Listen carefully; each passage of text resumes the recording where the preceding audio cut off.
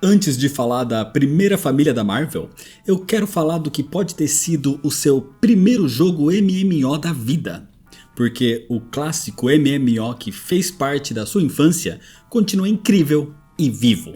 E tá melhor do que nunca no Rubinot. Quem passou a adolescência num servidor 2D vai se apaixonar pelo Rubinot. Um servidor que bebe da fonte de um dos pioneiros dos servidores online e entrega uma experiência renovada. Rodando liso, com eventos toda semana e uma comunidade totalmente ativa. Nada de jogar sozinho. No Rubinot você encontra a parte fácil, se junta com a galera para caçar, fazer quests, enfrentar bosses e viver aquela sensação de MMO raiz. É jogo em grupo de verdade, com conexão real entre os jogadores. É a mesma emoção de quando tudo era novo. Entrar no servidor, criar o seu char, escolher a sua vocação e partir para a aventura.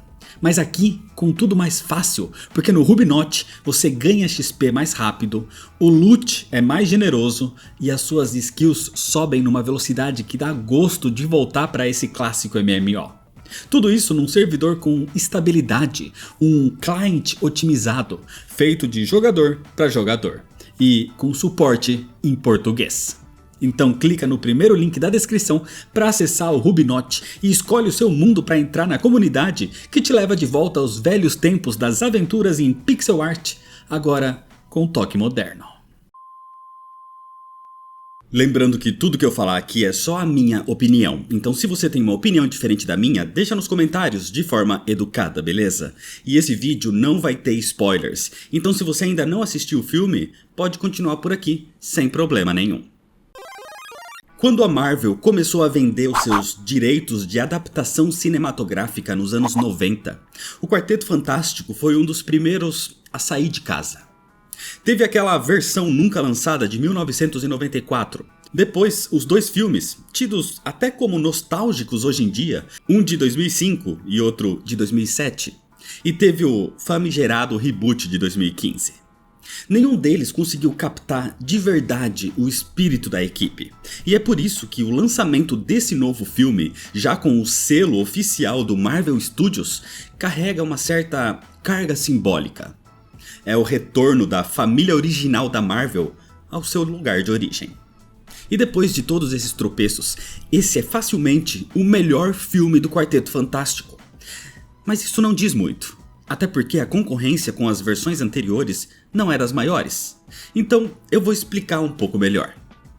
O maior acerto de Quarteto Fantástico Primeiros Passos é abraçar o que a equipe tem de mais especial nos quadrinhos: o senso de família.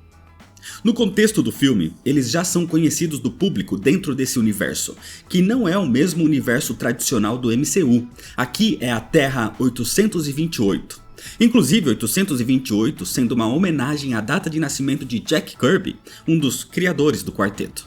O quarteto aqui já atua há 4 anos, tem fama e até uma espécie de Beatlemania em cima deles. Mas o filme trata isso com leveza, e o foco nunca sai do que realmente importa: as relações pessoais entre os membros do grupo. Tudo isso é colocado dentro de uma estética retrofuturista que é simplesmente maravilhosa, que é o ponto mais positivo do filme para mim. O design de produção cria um mundo que parece saído direto de uma capa de revista científica dos anos 60, que imaginava um futuro com carros voadores e uma tecnologia absurda, mas com um charme nostálgico que me fez pensar muito nos Jetsons. A fotografia é belíssima, com uma paleta de cores que realça os tons metálicos, tons de bronze e os azulados. A ambientação é estilizada e cria um universo à parte dentro do MCU. É realmente algo único, por mais que também tenha me feito lembrar do design de alguns episódios de WandaVision, até porque é o mesmo diretor nas duas obras, então faz sentido. A trilha sonora também é marcante e bem presente, pontuando os momentos dramáticos e os clímax com muita personalidade, com uma trilha que fica gravada na sua cabeça quando o filme acaba. Você vai ficar muito tempo depois lembrando do coral de Fantastic Four. Agora, o que precisava ser um grande trunfo para esse filme dar certo, e esse ponto realmente é positivo, é o elenco principal. Todos os 4 estão muito bem nos seus papéis, com destaque para Sue Storm, que brilha em tela e que, para mim, foi representada como a mais poderosa do grupo, algo que realmente já foi trabalhado e confirmado nos quadrinhos. Johnny Storm é carismático e tem ótimos momentos, com uma leveza na sua personalidade, mas ele não é caótico como a sua versão original. Aqui ele é até mais centrado. Ben Grimm, o Coisa, tem presença, com um visual muito bem feito, uma textura do corpo de pedra que convence, e com uma boa interação entre ele e Johnny, mas que eu senti que poderia ser mais desenvolvida ainda. E o Pedro Pascal me surpreendeu positivamente. Ele passa credibilidade como líder e como cientista. Eu não tive dificuldade em realmente visualizar Reed Richards nele, mas eu senti que o roteiro pecou em não explorar tanto a genialidade, que é a marca registrada do Senhor Fantástico. Aliás, ele tem uma cena específica no meio do filme que ele explica um dilema para o público de forma tão direta e sincera que não parece coisa que o homem mais inteligente do planeta faria de um jeito tão impensado.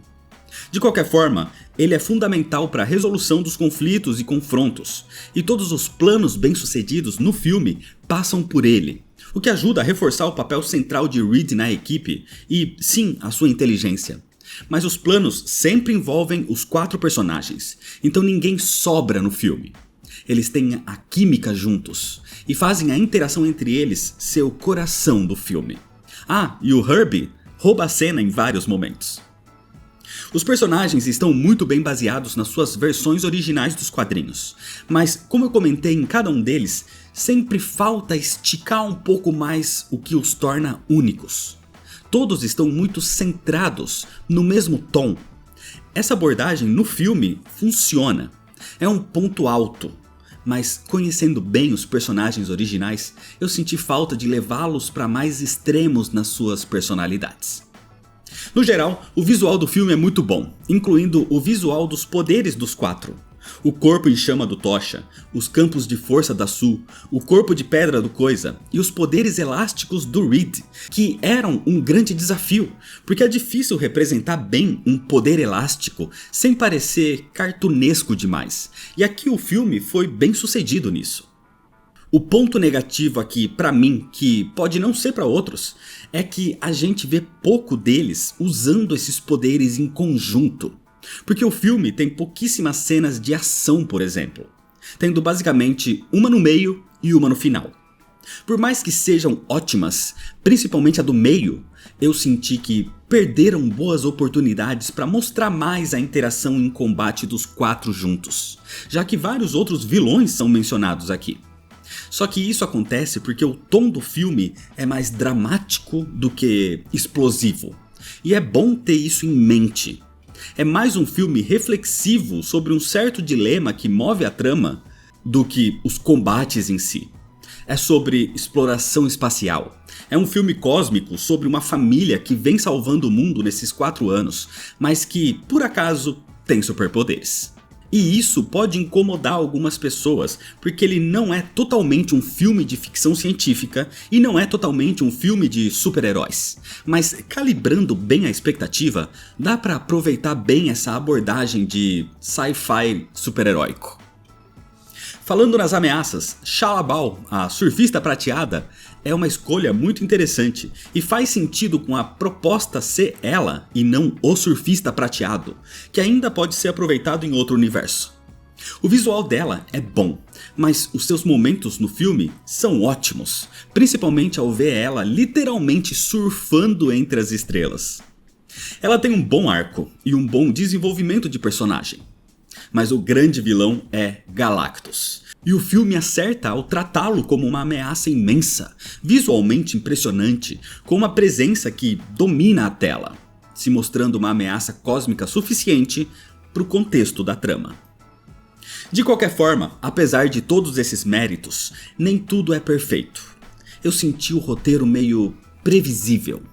Ele evita ser genérico, mas tem uma estrutura narrativa padrão, e a história no geral parece um remake refinado do filme de 2007.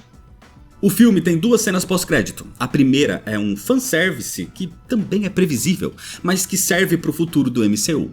E a segunda, sinceramente, dá pra ir embora sem assistir tranquilamente.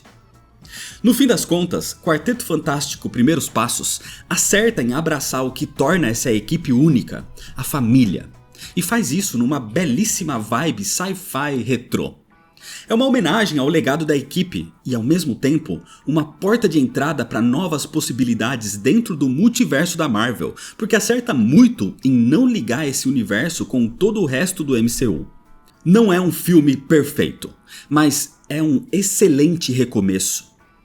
Quarteto Fantástico Primeiros Passos não tenta reinventar a roda, mas entrega uma experiência sólida, com identidade própria, com um visual marcante e um tom que casa perfeitamente com a proposta do grupo nos quadrinhos, sendo bem fiel ao material original com relação à trama, ao vilão e às suas motivações. E depois de tanto tempo esperando um live action que realmente fizesse jus à primeira família da Marvel, é muito bom ver que eles finalmente voltaram pra casa. Mas então é isso, essa foi a minha opinião sobre o filme e agora deixa você a sua aqui nos comentários de forma educada, beleza? E se você ainda não é inscrito, clica no botão vermelho de se inscrever, deixa seu like se você gostou, me segue nas redes sociais para ficar por dentro das novidades e compartilha esse vídeo com seus amigos. Muito obrigado, valeu e até mais.